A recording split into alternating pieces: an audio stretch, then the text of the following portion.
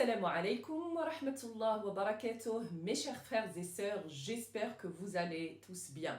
Pour ceux qui ne me connaissent pas, je suis le professeur Liswed Hena, directrice de Smart Ali International Academy et conseillère familiale, et je suis aussi formatrice internationale en gestion des ressources humaines, en droit du travail, en droit international et en psychopédagogie Montessori et en calcul mental soroban japonais et plein d'autres spécialités. Aujourd'hui, ça me tient à cœur de vous parler du fameux fléau du partage de l'héritage. Sachez que la plupart des familles ne partagent pas l'héritage suivant al-Sharia al-Islamiyya. Je vous donne un exemple. Par exemple, vous pouvez trouver qu'un père ou une maman vont laisser un testament. Par exemple, le papa va dire à ses enfants que telle maison, vous devriez la laisser après mon décès à tel fils ou telle fille. Ou par exemple, la maman qui laisse un testament à ses enfants pour qu'ils laissent tout son or à l'une des filles ou juste aux filles et pas aux garçons. Donc il faut savoir que ce genre de testament est illégal, illicite en religion musulmane.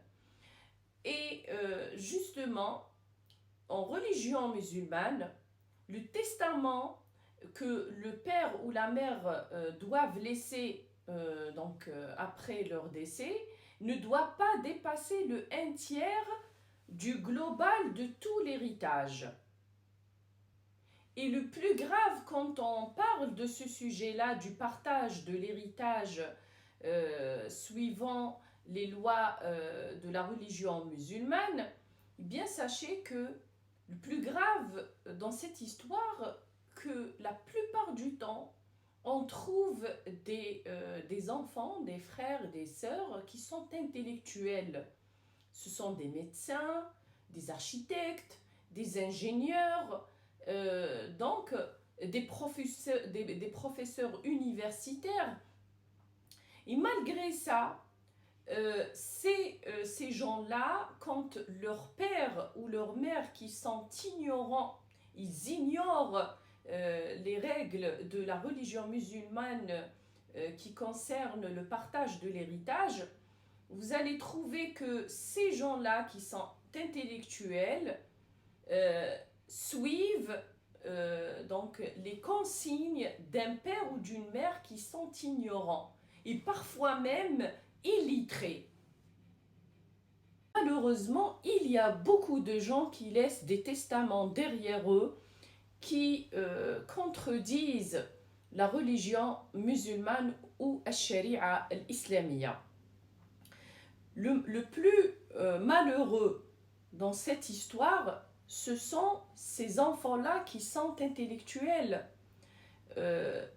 Parce que quand un musulman a le privilège d'avoir une certaine science, où Allah Ta'ala lui a donné ce bienfait-là qui est l'ilm, la science.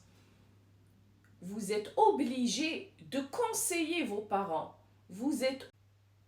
Alors vous, en tant qu'intellectuel, vous êtes obligé de promouvoir la vertu et de prévenir le vice au sein même de vos familles. Parce que vous allez être interrogé devant Allah Ta'ala le jour de la résurrection. Comment pouvez-vous souhaiter du bien à vos parents et les laisser prendre des décisions qui risquent de les emmener vers l'enfer? À quoi ça vous aurait servi d'être intellectuel? À quoi ça vous aurait servi d'avoir une science? Et la première science laquelle vous devriez étudier, c'est votre religion, c'est la religion de l'islam. Quand vous allez étudier votre religion, vous allez devoir la comprendre. Après avoir compris votre religion, vous avez le devoir de l'appliquer. bien sûr de l'appliquer en premier lieu sur vous-même et après sur vos proches au sein de votre famille. Parce que quand Allah Ta'ala vous a donné la science, ce n'est pas pour la garder pour vous. Ce n'est pas pour regarder les membres de votre famille faire des péchés et vous restez silencieux face à ces péchés ou à beaucoup d'injustices qui sont commis au sein de votre propre famille. En général, vous allez trouver, quand il y a ce genre de problème au sein de familles musulmanes, les frères et les sœurs vont être partagés en 3 clans. Le premier clan qui est d'accord pour ce testament illicite que son père ou sa mère ont laissé derrière eux. Le deuxième clan, c'est celui qui est d'accord pour ce testament, donc l'aspect extérieur, mais au fond d'eux, ils ne sont pas d'accord parce que parfois, il y a des frères et sœurs qui comme on dit en argot, ils hachem leurs frères et sœurs, donc ils vont essayer de les manipuler moralement et émotionnellement pour qu'ils acceptent que telle maison sera donnée à tel frère ou telle sœur ou l'or sera partagé entre les filles sans qu'il soit partagé aussi avec les garçons. Donc, il y aura 2 clans et le troisième clan, c'est le clan des frères et sœurs qui ne sont pas d'accord pour cette injustice. Bien sûr, ce qui va se passer, c'est que les 2 premiers clans vont couper les liens de parenté avec le troisième clan qui a refusé cette injustice. Et voyez bien que juste à cause d'un testament qui est contraire aux lois de la religion musulmane, juste à cause d'un testament qu'un père ou une mère ignorante ou ignorant ou même parfois illettrés ont laissé derrière eux, juste par rapport à cela, toute une famille est détruite. Tous les liens de parenté entre ses frères et ses sœurs sont rompus, sont coupés. Jusqu'à quand les familles des musulmans vont continuer à désobéir aux ordres d'Allah Ta'ala quand il s'agit d'un héritage, quand il s'agit d'argent, de biens, d'immobilier. Jusqu'à quand les familles de musulmans vont vivre dans cette ignorance et dans cette injustice? Et jusqu'à quand ces fameux intellectuels vont rester silencieux face à tout ce munkar ou cette injustice qui est commise au sein même de leur famille?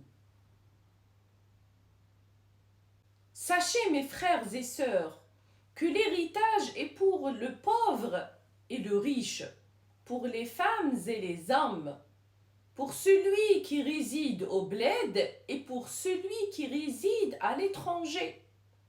L'héritage, c'est Allah Ta'ala qui l'a partagé. Ce n'est pas nous, en tant qu'êtres humains. Donc un vrai musulman doit se soumettre aux ordres d'Allah Ta'ala. Car l'islam, c'est la soumission aux ordres d'Allah Ta'ala. Et soyez sûrs que vous allez être interrogés par Allah Ta'ala le jour du jugement. Alors soyez justes envers vous-même et envers votre famille et envers tous les gens que vous connaissez autour de vous. J'espère que cette vidéo vous sera bénéfique, Inch'Allah Ta'ala. Suivez ma chaîne, activez la cloche pour recevoir les notifications, comme ça vous allez, Inch'Allah Ta'ala, recevoir des vidéos qui vous seront bénéfiques, Inch'Allah Ta'ala. Je vous souhaite de passer une excellente journée. Wassalamu alaikum wa rahmatullah wa barakatuh.